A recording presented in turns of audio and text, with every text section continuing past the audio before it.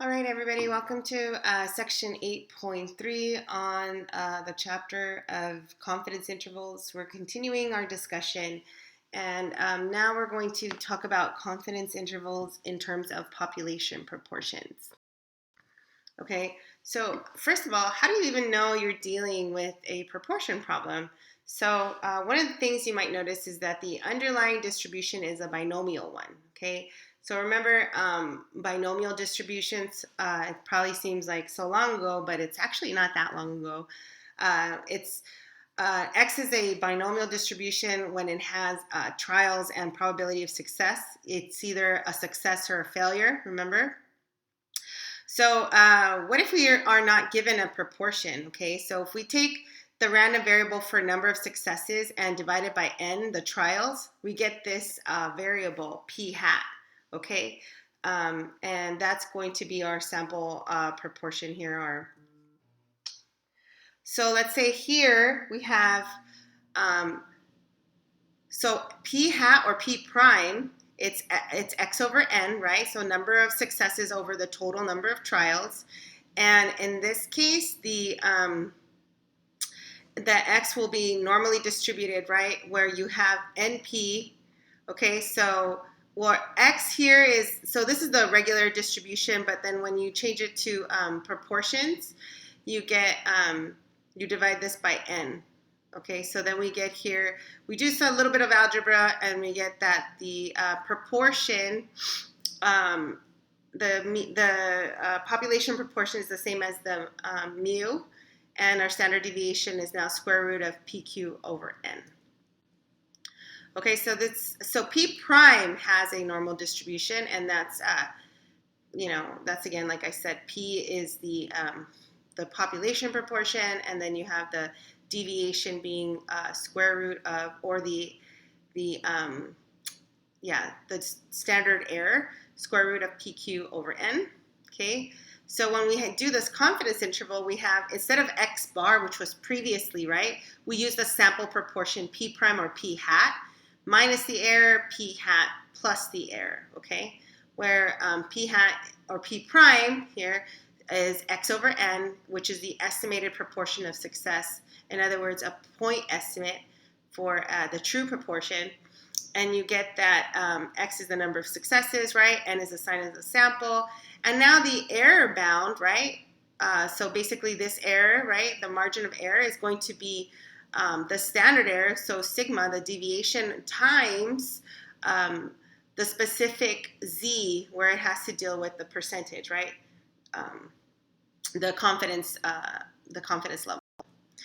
Okay, so for the normal distribution of proportions, the z-score formula is as follows. Okay, so we have this normal distribution of proportions. Then our z would be the estimate minus the true proportion divided by the standard error, which is square root of PQ over N. Okay, now know that standard error is different from margin of error or error bound proportion, EBP or EBM. Okay, this is a little different. This is like standard deviation, you can think of it. Okay, so in this formula, P and Q are estimates of the unknown P and Q. We don't know what the actual P or Q. So we use this sample proportions, P prime and Q prime. Okay, so P prime being the estimated proportion of successes, and Q prime is the estimated proportion of failures. Remember that P prime plus Q prime is equal to 1. Now the confidence interval can only be used also if N times P prime and N times Q prime are both greater than 5. Okay, so let's do a super fun example. Suppose that a market research firm is hired to estimate the percent of adults living in a large city who have cell phones. 500 randomly selected adult residents in this city are surveyed to determine whether they have cell phones. Of the 500 people who were surveyed, 421 responded yes. Using a 95% confidence level, let's compute an estimate for the true proportion of adult residents in the city who have cell phones. Okay, so here's what we know from reading. Okay, so we know that our sample size is 500. Why? Because it says here 500 randomly selected adult residents were surveyed.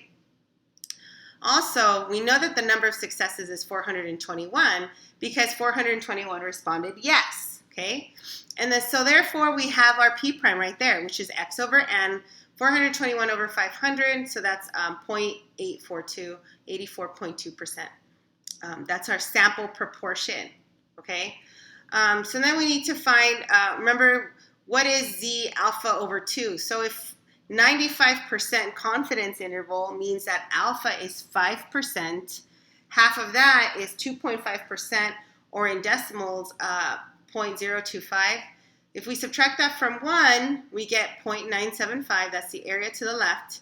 And then, of course, inverse norm has a 0 for the mean and 1 for its standard distribution. And we can find a Z. And the corresponding Z is 1.96. Okay, so then we just plug it into our error-bound proportion here. So we have Z alpha over 2, which is 1.96, and then the square root of, and we have our P prime. So our Q prime is just right here, which is 1 minus this. So 1 minus 0.842 is equal to 0.158 here. Okay, we take the square root of the product of that over 500, and when you plug this in your calculator, you get 0.032 for your EBP, or your error, right? Your margin of error. So now you just go ahead and take P prime, and you subtract and add the error. So P prime minus error is 0.842 minus 0.032, which is equal to 0.81. P prime plus error is going to be 0.842 plus 0.032, which is 0.874, and that's the interval, right?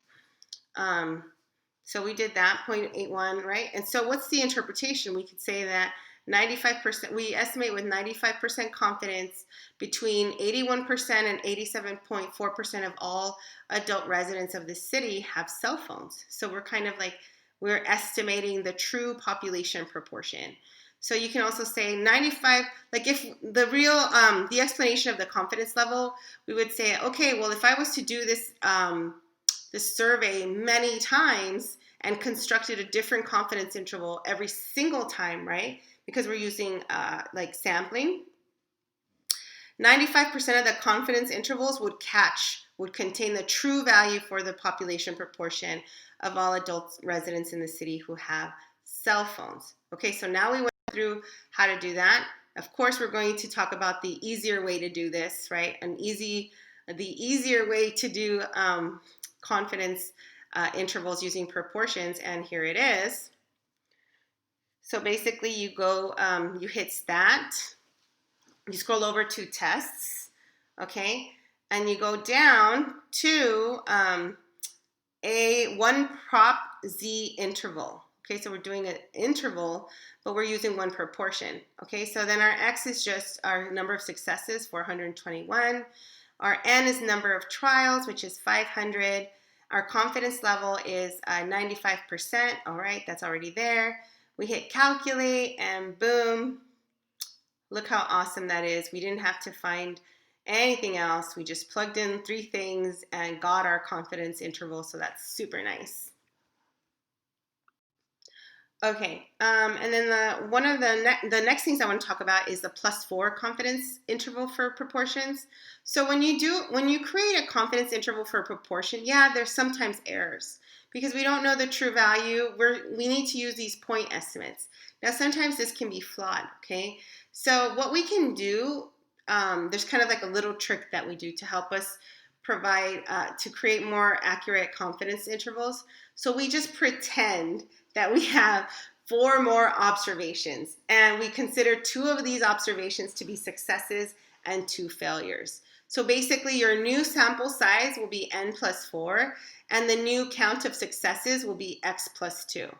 So this actually is kind of effective, and you should only use it when the confidence level desired is at least 90 and the sample size is at least 10.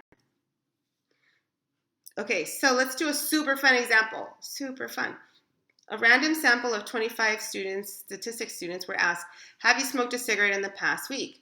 6 students reported smoking within the past week. Use the +4 method to find a 95% confidence interval for the true proportion of statistics students who smoke.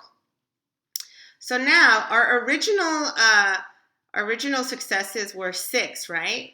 But now because we're doing plus 4, we're going to do 6 plus 2, which is 8. And then for n, the original was 25, but since we're doing the plus 4 method, we're increasing that to 29, okay? So now we're using 8 over 29 for our p prime, right? So 0.276. So then therefore q prime is just going to be 1 minus p prime, which is 0.724.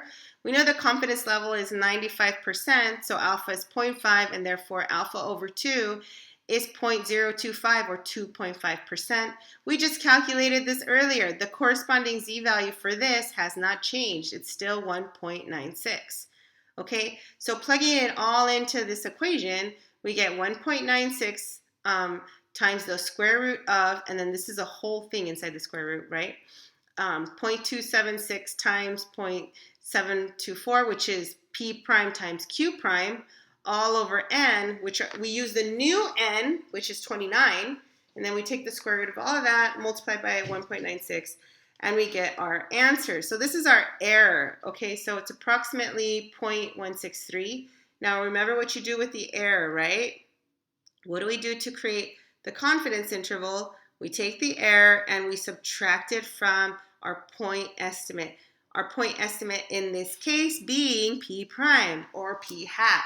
However, whatever textbook, whatever they use, right? They use p prime or they use p hat. Okay, so p prime minus the error is going to be 0.113. And then we add p prime to the error, right? We add the error to p prime rather. And that's going to be 0.439. So that's our interval, right? So we can say now, we are 95% confident that the true proportion of all stat students who smoke cigarettes is between 11.3% and 43.9%. So I would be remiss if I didn't show you how to do the easy way, right? So here it is, if you can kind of squint a little, right? It's just like the last one, where you do stat, okay, and then you go over to tests, and then we scroll down to 1 prop z interval, okay, and we hit enter, and we're just going to use the x of 8 and an n of 29, and the confidence level is the same, so just go to calculate, hit enter, and then boom, it's the same exact values, right? 0.113 for the lower bound and 0.439 for the upper bound or the higher number of the interval. Yep. All right, so that's that. Okay, so what if we wanted to calculate the sample size n, right? Let's say we wanted to, we know the error that we want to have. We want to have a specific margin of error, right?